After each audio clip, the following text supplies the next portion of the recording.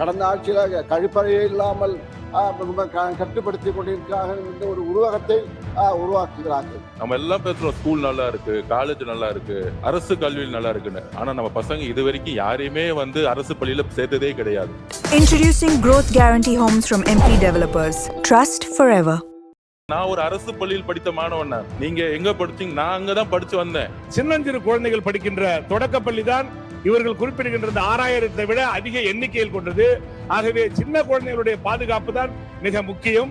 அதை இவர்கள் ஏன் மறந்து விட்டார்கள் என்று எனக்கு தெரியவில்லை.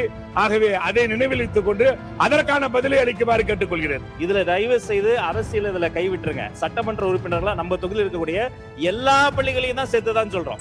மாண்புமிகு பொதுப்பணித்துறை, பள்ளி கல்வித்துறை அமைச்சர்கள் 2 பேரும் இப்பதான் புதுசாக கண்டுபிடிக்குமே சொல்றாங்க. நாங்கள் இப்போ பள்ளிக்கல்வித்துறை அமைச்சர் சொல்லும்போது 5000 வகுப்பறைகள் கடந்த ஆட்சியில் கட்டப்பட்டது இப்போ சொல்கிறார்.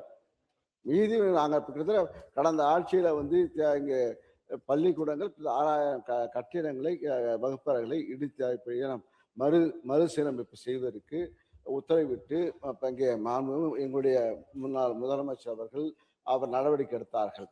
அதேபோல் கழிப்பிடமே இல்லைங்கிற மாதிரி ஒரு கருத்தை உருவகப்படுத்தி 2 அமைச்சர்களும் பேசுகிறார்கள். எல்லா பள்ளிகளிலும் அதுபோல கழிப்பறை வசதிகள் செய்யப்பட்டு கொண்டிருக்கிறது. படிப்படியாக கடந்த ரிப்பேர் செய்ய இல்லவே கட்டவே இல்லைங்கிற மாதிரி ஒரு மாறிய ஒரு தோற்றத்தை உருவாக்குகிறார்கள். ஆக நீங்க இல்லாத இடத்துல நீங்க கட்டுங்க சுத்தமாக. ஏன்னா பேசுவதை கடந்த ஆட்சியில் கழிப்பறையே இல்லாமல் கட்டுப்படுத்தி கொண்டிருக்கிறார்கள் என்ற ஒரு உருவகத்தை உருவாக்குகிறார்கள். அது தவறு. பொதுப்பணித்துறை அமைச்சர் நான் பேசும்போதே சொன்னேன், நான் எந்த கட்சியை பத்தி பேசல, எந்த ஆட்சி பத்தி பேசலன்னு. ஆனால் இந்த ஆட்சி எது உண்மையோ அதை மக்கள் என்ன நினைக்கிறாங்களோ, எது கிரவுண்ட் ரிப்போர்ட்டோ அதை மக்கள் என்ன நினைக்கிறாங்களோ. நம்ம எல்லாம் பேசுறோம் ஸ்கூல் நல்லா இருக்கு, காலேஜ் நல்லா இருக்கு, அரசு கல்வியில் நல்லா இருக்குன்னு. ஆனா நம்ம பசங்க இது வரைக்கும் யாரையுமே அரசு பள்ளியில சேர்த்ததே கிடையாது. இதுதான் உண்மை. ஏழ்மையா இருக்கவங்க அரசு பள்ளியில சேர்க்கணும். ஆனா அது கருணை அடிப்படையில் இருக்கு. நம்ம திருப்பி சொல்றோம், எங்களுடைய முதலமைச்சரோட தலைமையில அது கருணை அடிப்படையில், உரிமை அடிப்படையில் மாத்தணும். ஒரு அரசு கல்வி ஒரு ஈக்குவலா, ஒரு பிரைவேட் ஸ்கூலுக்கு ஈக்குவலா இருக்கணும். ஒரு பிரைவேட் ஸ்கூலுக்குள்ள போனா எப்படி இருக்கும்? ஒண்ணும் இல்ல, என்னுடைய மகனே என்னுடைய ஸ்கூல்ல போகும்போது ஒரு நல்ல டாய்லெட் இருக்கு, நல்ல கிரவுண்ட் இருக்கு, விளையாடக்கூடிய நல்ல வசதி இருக்கு. இதெல்லாம் பார்க்கும்பொழுது மித்த குழந்தைகளுக்கு இது மாதிரி எப்ப கிடைக்கணும்? ஏன்னா நான் ஒரு அரசு பள்ளியில் படித்த மாணவன். நீங்க எங்க படிச்சீங்க? நான் அங்கதான் படிச்சு வந்தேன். அல்ல, அந்த காலம் வேற, காமராஜர் காலம் வேற. நீங்க படிக்கும்போது காமராஜர் இருந்தார் முதலமைச்சரா, அப்ப இருந்தது வேற. நீங்க காமராஜர் காலத்துல படிச்சதுனால ஸ்கூல் நல்லா இருந்துச்சு. சோ இங்க குறைகள் இல்ல. இங்க என்ன பிரச்சனைனா, திருப்பியும் சொல்றோம், திருப்பியும் நாங்க பதிவு பண்றோம், அரசு கல்லூரியிலுடைய கட்டடங்கள், அரசு கல்லூரிய கட்டடங்கள் சரியாக இல்லை அப்படிங்கறத பதிவு பண்றத நான் பதிவு. மாண்பு உறுப்பினர் சிவகுமார் அவர்கள், மாண்பு உறுப்பினர் சிவகுமார் பேசலாம்.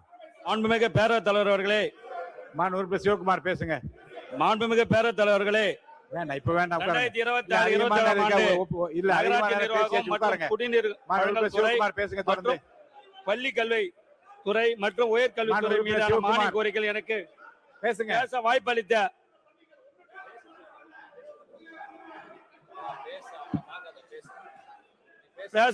அனுமதிக்க முடியாது. உட்காருங்க, உட்கார்.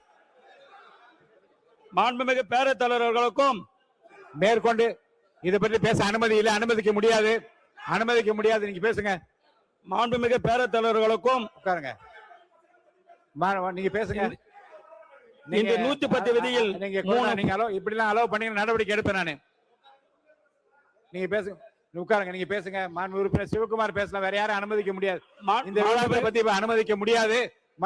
மாண்புமிகு பேரவைத் தலைவர்களே, 2026-27 ஆண்டு நகராட்சி நிர்வாகம் மற்றும் குடிநீர் வழங்கல் துறை மற்றும் பள்ளி கல்வித்துறை மற்றும் உயர்கல்வித்துறை மீதான மானிய கோரிக்கைகள் எனக்கு பேச வாய்ப்பளித்த மாண்புமிகு பேரவைத் தலைவர் அவர்களுக்கும், இன்று 110 விதியில் 3 முத்தான திட்டங்களை அறிவித்த மாண்புமிகு முதலமைச்சர் அவர்களுக்கும், எங்கள் சட்டமன்ற குழு தலைவர் அந்நியர் அவர்களுக்கும், மாண்புமிகு அமைச்சர் பெருமக்களுக்கும் எதிர்வரிசையில் உள்ள அனைத்து கட்சி தலைவர்களுக்கும் சகா சட்டமன்ற உறுப்பினருக்கும் எனது நன்றி கண்ட வணக்கத்தை தெரிவித்துக் கொண்டு உறுப்பினர் வசந்தம் கார்த்திகேயன் ஏதோ ரொம்ப நேரம் பேசணும் கை உயர்த்துறாரு.